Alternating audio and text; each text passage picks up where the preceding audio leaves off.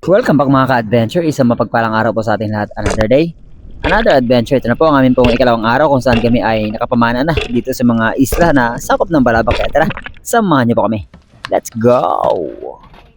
Suno na no? Labo-labo no? Kinilaw? At sa lahat po ng bago sa channel na ito ay welcome po kayo. At syempre huwag po kalilimutang mag-like, mag-share, mag-subscribe at mag-on ng notification bell para laging kasama sa mga bagong adventure kagaya nito.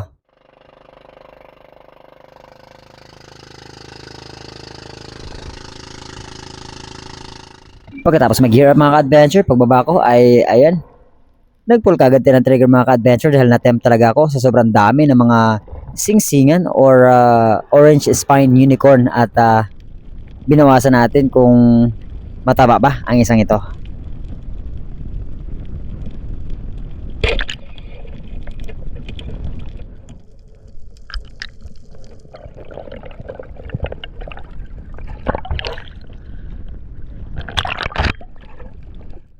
Sisigan ya, dagpo kayo.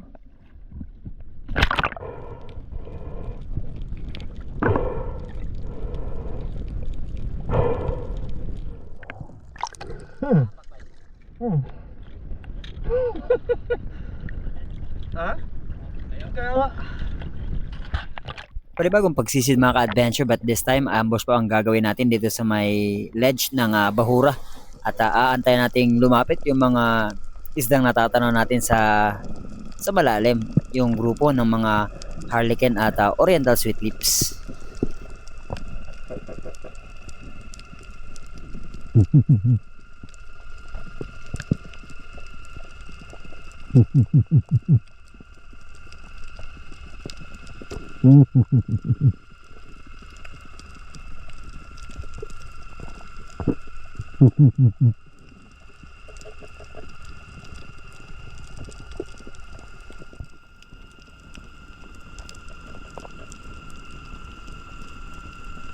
Ang tagal bago lumapit ng mga isda mga ka-adventure. Buti na lang maya-maya ng konti ay may isang curious na tuloy-tuloy ang kanyang pong paglapit papunta sa atin. Kaya when we finally meet the gap ay pull kagad ang trigger para ma-secure ang isang ito.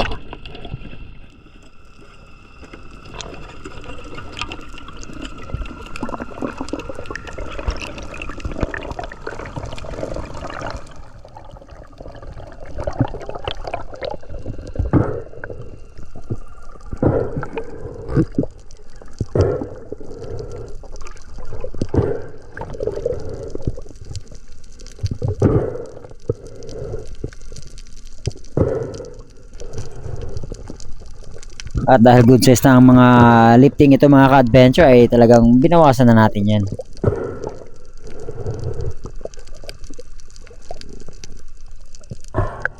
At habang sinisecure ko ang isda mga ka-adventure, si Native Channel ay nag-dive down na rin. At pag-ahon niya, maya-maya lang ng konti sa unahan ko ay agaran ako nag-dive.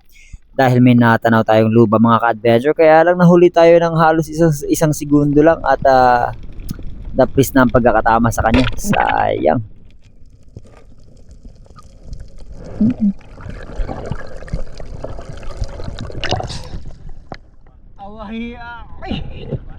Katubal. Along the way, nadaanan ko si Silent Hunter Spiro Buwi mga ka-adventure na sinisecure ang kanyang malaking harlequin sweet lips na napana. At dahil bago po kami dito sa spot ay exploration at kahit anong possible na target na pwede namin kunin ay kukunin namin, mga papilagic man yan or territorial.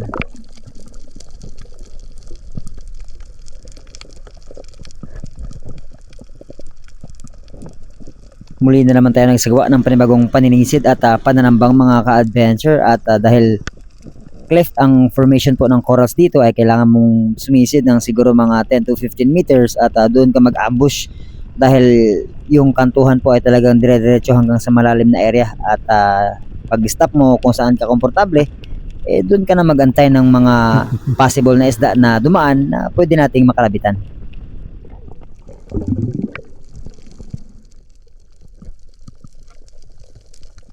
Panibagong paninisid mga ka-adventure, non-stop kailangan nating i-explore kasi baka may mga luba pa na pwede nating madaanan dito sa area. Pero syempre, anything na pwede nating kalabitan, anything na curious na pwedeng lumapit, kunin na natin yan.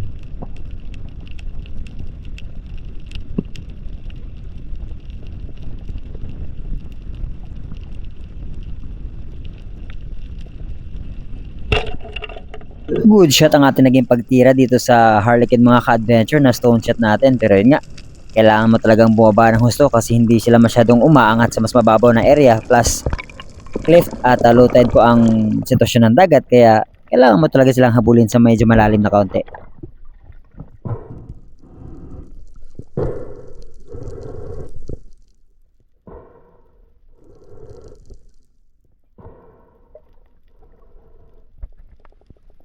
Lahat kami mga ka-adventure ay sobrang excited maghunt sa ganitong formation ng reef kasi we're expecting ng malalaking mga pelagic talaga kagaya ng mga dugtong tuna at mga luba. Kaya lang napakatamlay talaga ng mga panahon ito kasi wala pong agos. At may nadaanan sana akong lobster kaya lang medyo maliit pa. Kaya nitry ko na lang tong i-grab pero hindi ko naman talaga ito intensyong hulihin kasi nga maliit pa.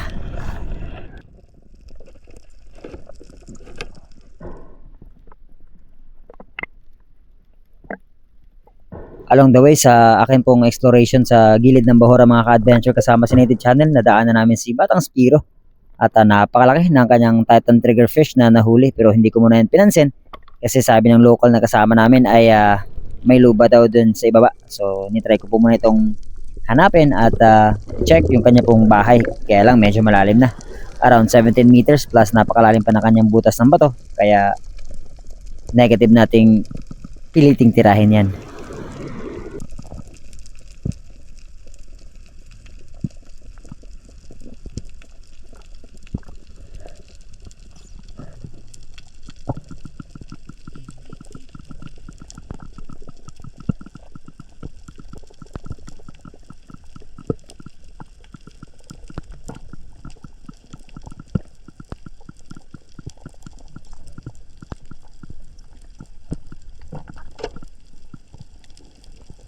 Sa dive pa lang ito mga ka-adventure ay sinukat ko lang kung gaano kalalim yung area na pinagtaguan po ng luba, pero katagalan ay nag-move on din tayo kasi crucial nga kapag ganoon kalalim yung ating pong papanain tapos hindi pa natin ma-fatal ay talagang delikado, baka maiwan yung shaft natin at nag-move on tayo at nag-ambush muli dahil may grupo ng mga ayan, Big Eye Emperor.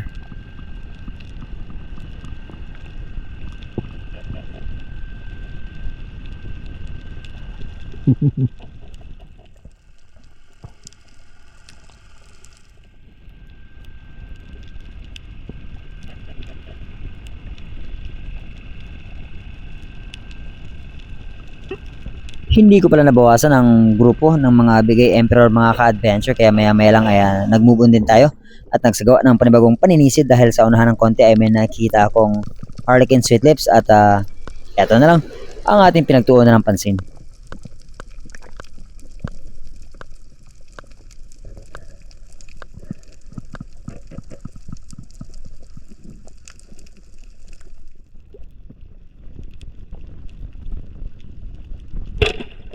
Hindi kaagad natin na line tight mga ka-adventure, kaya ayan, sumuksok yung isda at kailangan nating umahon, magpahinga at mag-ipon ng hangin bago gumawa ng panibagong paninisid dahil po wag nating pipilitin na kapag feeling natin ay may hangin pa tapos crucial ang sitwasyon ng isda, wag na lang po muna. Much better na umahon na lang po muna tayo, magpahinga at bago isagawa ang recovery kasi nga to shoot is easy but recovery is another story.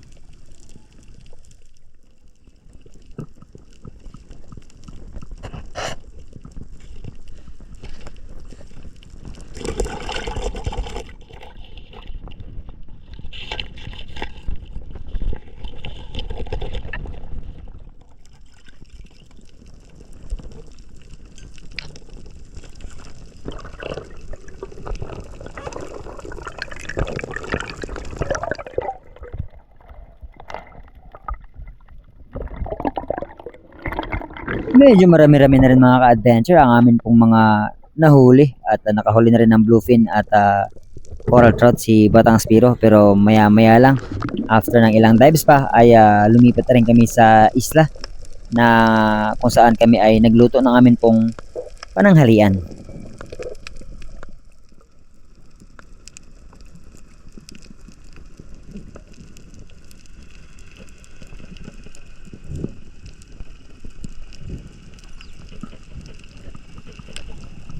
Ang dami sana ng bayang mga ka-adventure, kaya lang sabi ng mga locals na kasama namin ay napakamura nga ng isda dito sa kanila. What more pa kaya yung bayang, kaya hindi na natin panansin yan.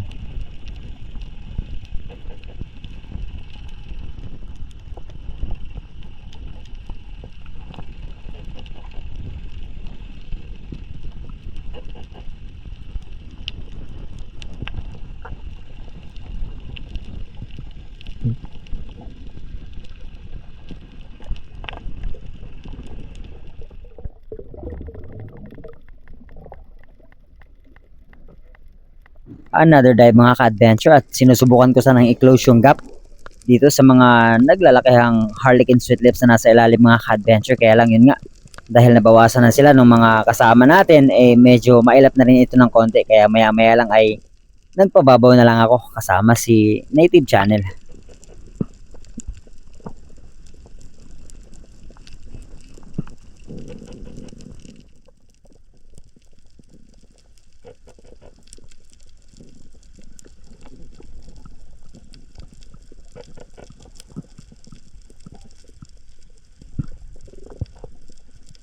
Sa ganitong klase ng reef mga ka-adventure, kailangan again natin maging alisto sa lahat ng ating paninisid na gagawin. Keep the line tight, and then dapat wala pong mga tali na pwedeng ma-entangle, sumabit sa mga corals at sumabit sa katawan natin, kasi baka yan ang maglagay sa atin sa peligro. Kaya be mindful at laging isa-isip ang paninisid at every time na gagawa tayo ng pagtugi sa kahit anong isda na nakita natin. At dito sa kababawan mga ka-adventure ay nakita ako ng Oriental sweet lips, at dahil mababaw lang siya, tapos may flashlight tayong dala, hahanapin natin yan.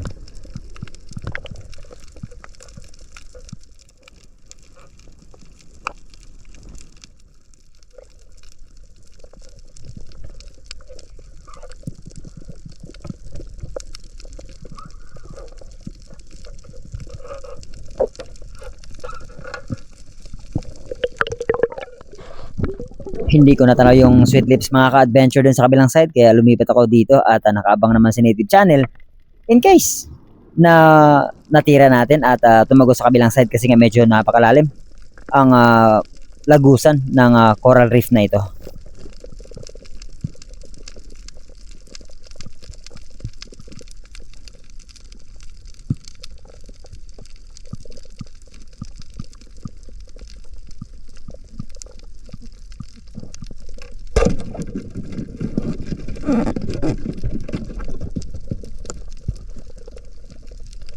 At na-stuck na nga mga ka-adventure, kasi nga lumusot na yung isda sa kabilang side, kaya si Native Channel na yung pinakuha natin.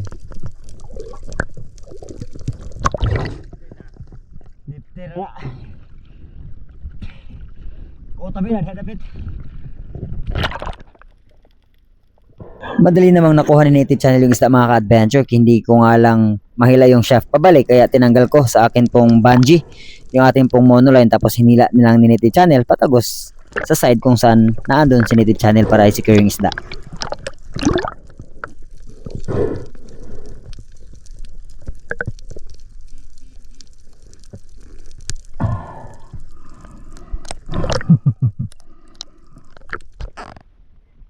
At nandito na kami mga ka-adventure sa Kandaraman campsite, na kung saan yung mga guests namin ay nagliliwaliw ng konti.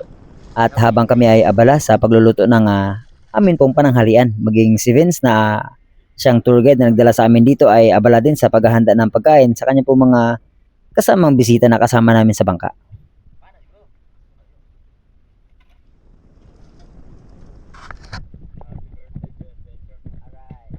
At dahil tapos na kami magluto mga ka-adventure, tapos na rin magluto si Vince, ay ayan, kanya-kanya kaming balik sa bangka at manananghalian na syempre. Hello, Native Channel. Lupit Parang first time mo makatilaw ng kinilaw mo. Hindi, kagabi ako. Ha? Ako. Wala yun. Ako ang naghiwa. Loko ka. Para happy forever. Gitahan na yun. Alam. Hindi kamot kayo. Wala ba mama bro? Lagi. Hindi ka mo pang-ihawon. Ihawon. Tambok ihawon. Sana all ihawon. Okay. Aga, mo lang tambok bro. Ako gani kahit ako matambok. Tay ko nila. Ingit kita eh. Tanaw na nato ni. Okay, kura. Namo, kaon mo. Kaon. Di. Birahi. Aw, init mo ay. May gani niya terpat.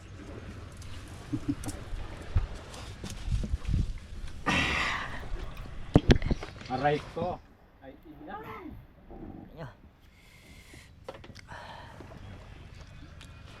Suno ni no, labo-labo no. Kini daw. Hindi ka sabay. Mas kanit mo sinita. Bayang. Alright.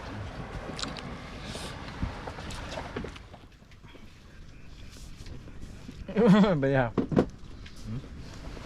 Kuha. Dali.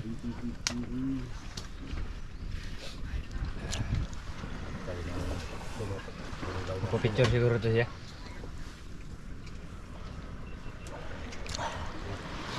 Kain tayo mga katang. Pinirito. Pagkatapos mananghalian ng mga bisita na kasama namin at mag-snorkeling mga ka-adventure ay sa Kanibungan naman kami nagtungo at dito na kami matutulog ng gabi. At since na medyo maaga pa ang amin pong pagdating dito, alas 3 pa lang ng hapon, nag-shore dive na rin kami mga ka-adventure. Tingin-tingin kung ano ang mga possible na isda na may kita natin dito. At ayan, pakalat-kalat lang yung mga surgeon or trick dito mga ka-adventure pero hindi yan ang purpose natin kaya iwan na lang muna natin yan. At pagdating ko lang sa may malalim na konti mga ka-adventure na daanan ko yung grupo ng mga Big Eye Trevally. At pinipili ko sana yung mas malalaking 3 piraso na nasa ilalim nito kaya lang ang lilikot naman nila masyado.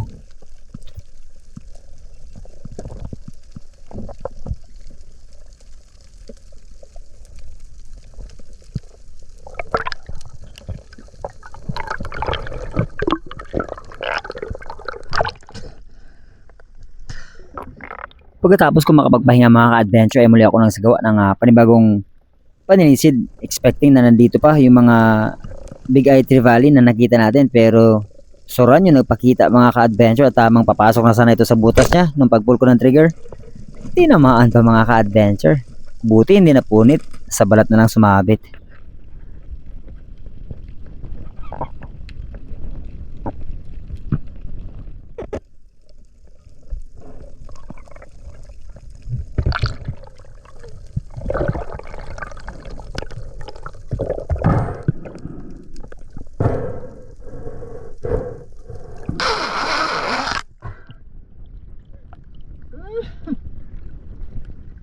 At pagka-secure ko ng isda mga ka-adventure, si Native Channel ay nakahuli na rin pala ng lapu-lapu at malaguno.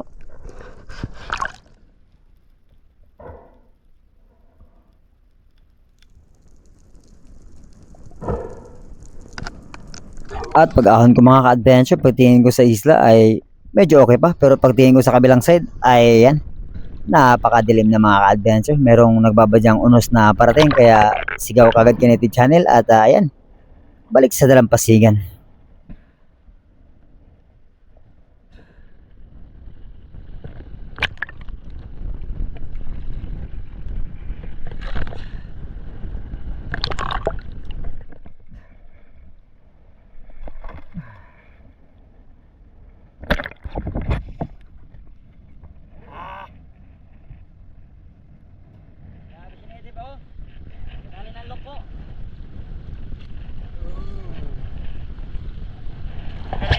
Magloko tani. Right. Ayun adventure, timbang tayo isda. Ialok namin to kung sino may magbili. Kung magkano napupusuan nila, edi Sa kanila na. sa kanila. Bigyan natin. Okay. Sige bro. Pahinga muna kayo. Sige lang. Paulan muna kami. Okay ko. Do. Kayo. Stop kayo riyan. Do. Dire siguro. Oh, sige. 2.2. 2.2 na. 2.2. Ay mga adventure. Adventure. Yung surahan o. Yan. Surahan mo lang tayo. Baka natin nakuha ang suran. Tapos magluto. Taba na ang surahan. Kain agad para mainit pa. Ano mga ka-adventure? Aray ko. Kaya na agad. Kaya na ka na bang mainit pa kay pag Pag nagbugnaw. nagbugnaw. Mawala ng lami.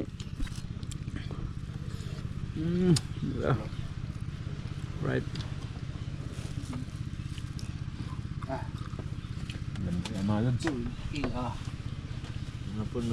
Manihapon. Sabi kayo. At hanggang dito lang po muna ang ating pong adventure para sa amin pong ikalawang araw. See you po sa ating susunod na adventure mga ka-adventure. Let's go!